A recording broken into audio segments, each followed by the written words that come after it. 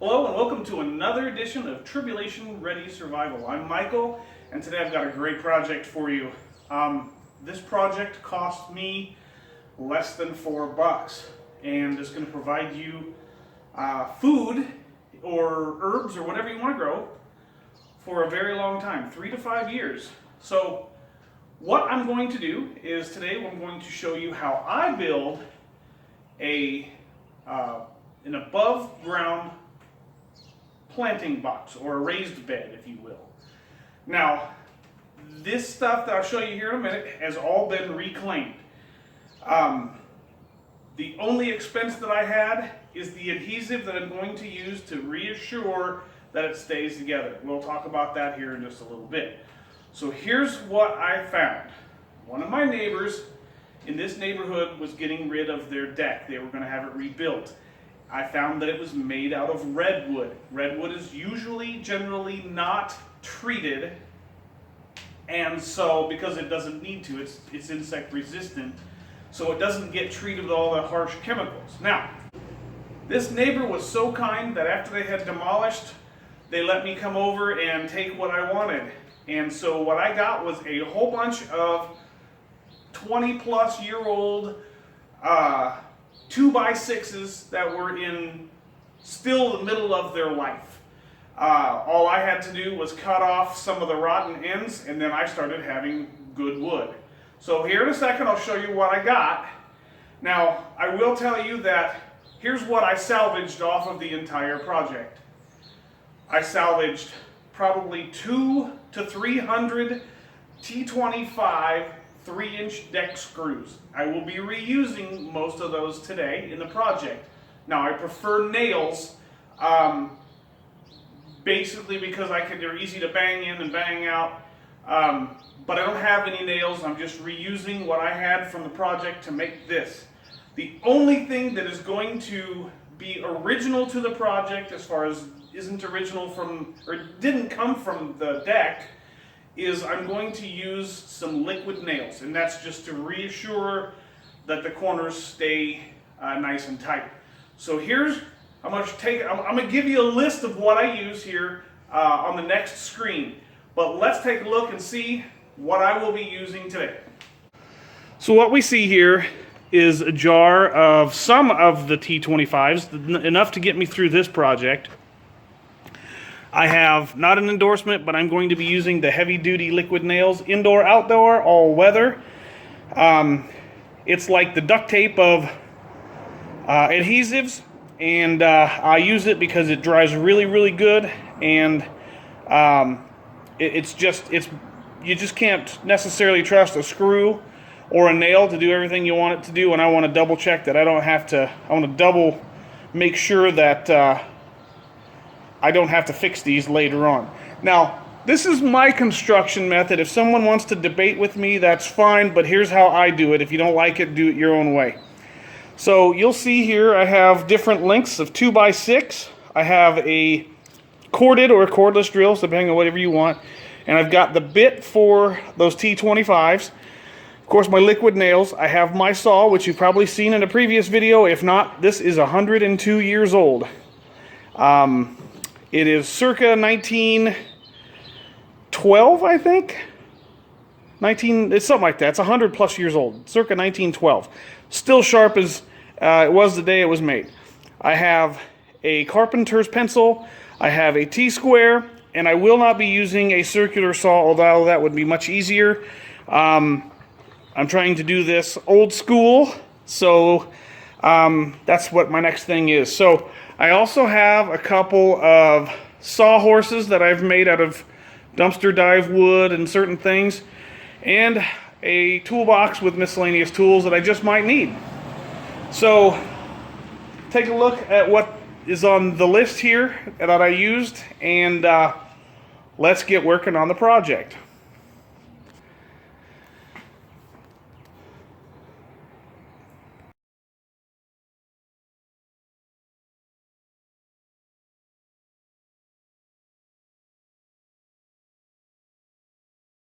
Now, I do have a few more of these 2x6s. These were all steps and railings. I didn't take any of the surface wood She wanted to keep that for something or other. So these are all stairs and railings. And again, this is treated, sorry, it's not treated wood. It's all redwood, as you can see here by the ends. It's all redwood, not pine, but redwood. And it does have some old paint on it, but the chances of anything of that leaching into your soil is very slim to none because it's been on there for so long. Now, what we got to do is we got to figure out, with all these different lengths of wood, we got to figure out how big we want our planter. Now, you are going to need to find the shortest planks of wood and the longest planks of wood, because it doesn't have to be square, it can be rectangular. And I'm going to make it 2 boards tall, so it'll be about 10.5 to 11 inches tall. But what I'm going to do is I'm going to have at least 2 sides that are the same length and 2 other sides that are the same length. So I want to take my short boards and my long boards and separate them out, and then make all of my wood the same length. So I'm going to have to do some cutting here. I'm going to make all my boards the same length for each side. So let's get to sorting the boards. What I've done is I've sorted my longer boards with my shorter boards. They're not all the same, but we're going to make them that way. So the reason I sorted them out is so I don't waste wood, because again, I don't want to be wasteful. So what I'm going to do is, on the longer boards, I'm going to cut the longer boards to the length of the shortest board. So I'm probably going to be missing about this much off. Plus it gets me to do a lot less cutting. So then on the shorter boards, again, same thing. The longer boards are going to have to be the length of the shortest board, because we can't stretch out boards, right? We don't have board stretchers here. All right, that's a construction person's joke. So anyways, that still leaves me with plenty of wood here to make probably 1 more of these out of this pile of wood. And just so you know, for the corner braces, I'm going to be using balusters, which are the little railings things that go into the railings. Those are also redwood. They're old. So even if they were treated, which they're not, but if they were treated, that's long since gotten out of there. The copper azole they use has long since washed out. And that's going to last me 3 or 4, maybe even 5 years. So that's, again, we'll show you in a little bit when I'm done, or as I'm doing this, why I use construction adhesive. So what I'm going to do is I'm going to proceed to cutting the longest board to the length of the shortest board. So what I'm going to do is, this piece of redwood was starting to rot, which is just fine. It's still the longest board I got. So what I'm going to do is I'm going to find where that rot ends, and I'm going to find some good wood to shorten it up just a little bit, not much. So I'm going to use my T-square. I know that it goes to about right here where these screw holes were, so I'm going to go a little bit past that, and I'm going to set my T-square right there. I'm going to draw my line right across here. I'm going to draw my line right across here with my carpenter's pencil, and that's where I'm going to saw for my first cut. Now I'm going to do all this until these 4 boards on this side are all the same length. If I got to cut off a little bit of rot, then I'm going to make sure that they're still all the same length. But we got to get rid of that rot, because you can't use that. All right, so now we got it squared off. I'm going to do this for all the pieces. I got it squared off to where I want it. Now, I'm going to take my 100-year-old saw. I'm going to cut it directly on that line. This is a single direction saw, so it cuts on the pole. Got to get it started. Redwood's pretty good to cut because it's nice and soft.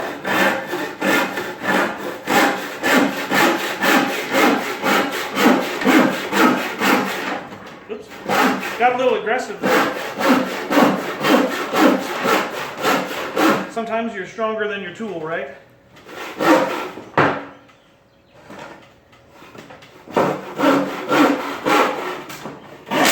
And there we go. Nice, fresh, clean wood. And I'm going to show you real quick. You can see, just because I know this because I've done this many, many times. I see the rot. I see that it goes to about, it usually stops about where the nails or the screws go through, and then there's fresh wood just beyond that. So that's how you do that. Maybe that's a tip, I don't know. But this is going in the trash, I don't need it. Okay, so now I've got my wood for my two sides right here. That's going to be one side, that's going to be the other. And so I don't like to do a lot of measurements. I can do them just fine, but there's no need to. Okay, I just need to have support on this corner, this corner, this corner, and that corner. So what I'm going to do is I'm going to come over here, and I don't want it to go up and above.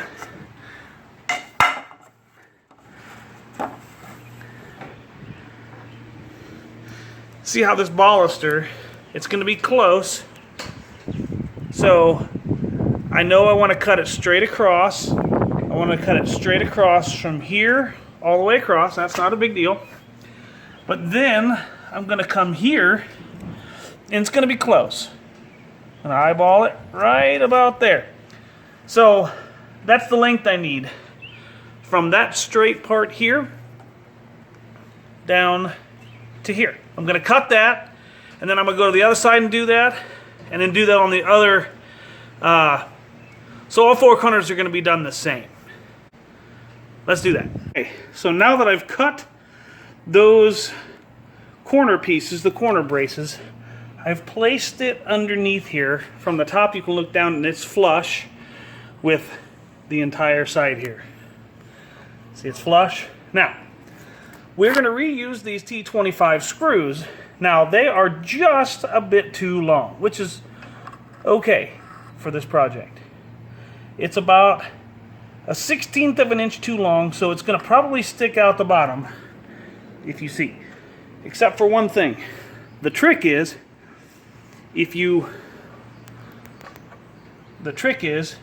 go in at a slight angle, you'll be able to pull up that extra little bit of space and it will not poke through. So we're going to do that on both sides.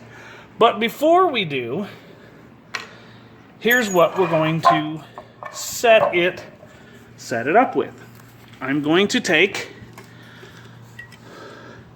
my handy dandy liquid nails. I'm going to put a good sized bead right along here.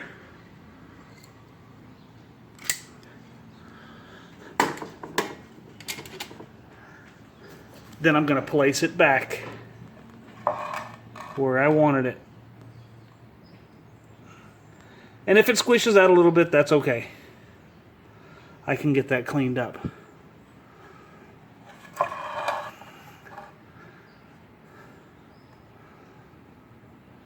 By the way, I'm hiring for a cameraman. Free. You can do it for free. If you want to come and be my cameraman for a day or two, give me a call. Give me a ring here. So, there we go. I'm just going to clean this up. Get that out of there. And then I'm going to do the same thing on the other side. And then I'm going to screw the boards down to that piece of wood for the corner brace. And I'm going to do that on all four corners. All four corners. I take that back. I'm going to screw that down to the corner brace, but I'm only doing that on the short boards. And I'll show you why here in a minute.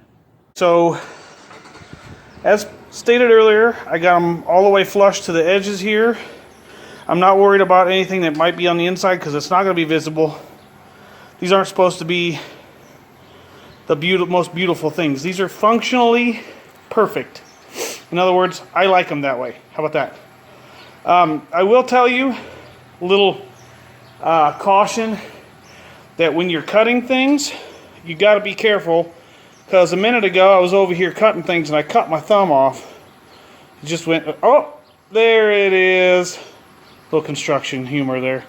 But anyway, let's stand these up and I'm going to show you how I put them together, because we are well over halfway done. Okay, so just ignore that piece back there right now. It's just a piece of scrap. Using it as a bumper, and I'll show you why in a minute. So, now that I have the corner braces on these two pieces here, that's going to allow them to stand up on their own for the most part. Now, what I'm going to do is similar to what I did on the other pieces here. Oh, I like that. So, now that they're basically standing up on their own, we'll get them squared away here in a minute. I'm going to put another bead of construction adhesive here, and then I'm going to screw through here into this piece of wood. But you have to remember, you kind of have to look at where you put the screws on the opposite side here so you don't screw into a screw. Okay, you just got to keep your eyes out. But again, I'm going to put adhesive in there. I'm going to screw that one in, and then I'm going to work over here and do the same thing for this one. And the reason for the bumper board back there is because I got to put a little bit of pressure to put that screw in, and I don't want to damage my sheetrock. So I would encourage you to do the same if you're going to do that. Since I'm doing this standing up like this, I got to have something to push up against. I wouldn't encourage you to try to do this any other way, because you're going to come out all cattywampus, and that's a real word. Don't ask me to spell it, though. So, anyway, we are having fun putting together a raised bed. We're almost done.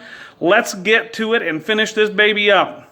And after I got the boards put on the other side, we're done. This thing is strong. It's got the T25 3-inch deck nails, or deck screws, sorry, and a little bit of construction adhesive just to hold this together. Again, it's not perfect. It's imperfect second use wood, and it's not going to be perfect, but it's pretty. If you like rustic things, and I do. I don't know how many I've made of these, and they're not all perfect. But they do what they need to do. Hold your dirt and grow some groceries. So, thank you for spending some time with me in the wood shop and putting together some raised beds. I got another one to do. And Hazel, come say hi to the lookers, the viewers here. Hazel, come say hi to the viewers at TRS. This is Hazel, the TRS puppy here. She's beautiful, golden. All right, so. Okay, well, thanks for hanging out with us today. I hope you like my idea on how to make raised beds. I've been doing it for years. Again, this wood's probably got 3 to maybe 5 years left in it. And I'm going to use it for all I can. And so it costs $4. The most expensive thing I used, the only thing I used that cost me anything for the project was the construction adhesive. And I still have tons of that left over. I reused the wood, I reused the T25 3-inch deck screws, and there we go. I had everything else. So, with that being said, get social with us on the Facebook post that brought you here, or if you found this on YouTube, leave your comment down below. Please come to our Facebook page and subscribe. We'd like to see you there. Get social, hang out with the group, and as always, have a good one. I'll see you on the next video.